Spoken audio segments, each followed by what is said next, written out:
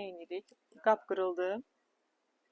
Uşağın üstünə bir gözəl qışqırdıq. Onda günahkarlıq hissi yaratdıq, dəyərsizlik hissi yaratdıq. Getdi qıraqda ağlayır.